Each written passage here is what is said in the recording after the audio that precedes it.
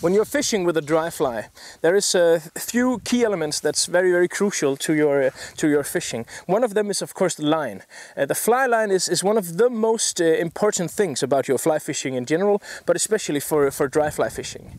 Here at this small stream where we're fishing with dries for a sea trout, this also applies, of course.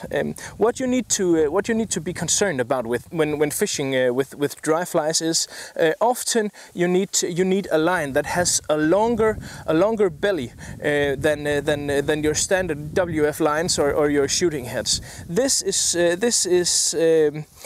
is important because when fishing a dry fly or nymphs for that matter, often what you need to do is you need to present the fly at a fairly large distance, and you need to present it delicately, and you need to present it very accurate.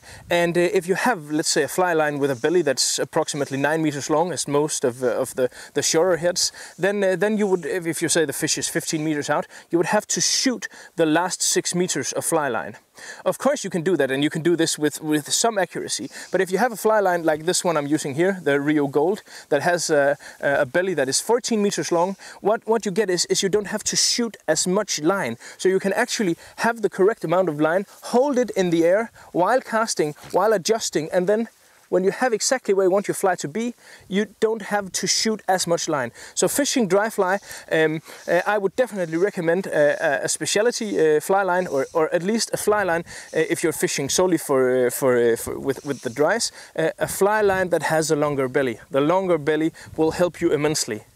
Well, a bit about the line for fishing dries, and I really must say I enjoy the Rio Gold. It's a very nice line.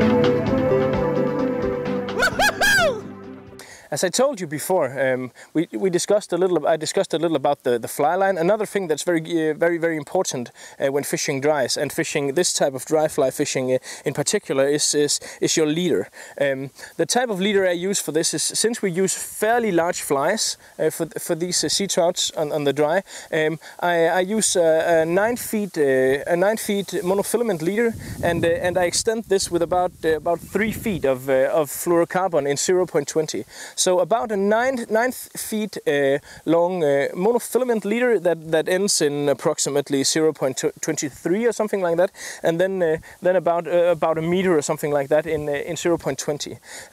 The reason why I don't use a longer tippet, a longer leader, is because often when you cast in streams like this, it's very windy, and these flies are very wind sensitive. So you need something that has enough muscle and enough strength and to simply throw this fly exactly where you want it, because what the most crucial thing about this fishing is that you get your fly exactly in the spot where you want it to be. You get it exactly that 2 centimeters from the other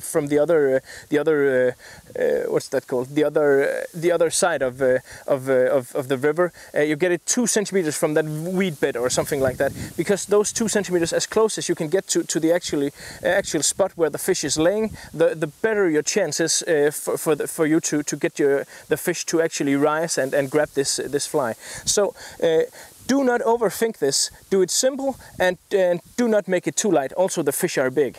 If you see fish that is actually actively feeding on smaller mayflies and stuff like that, you can extend the leader with 1 meter additional of something like 0.16, something like that. But for this all-purpose blind fishing with the big foam beetles, I would say 0.20 is the way to go. So leader is important for numerous specifications, of course, but it makes this very much more easy if you build it the right way.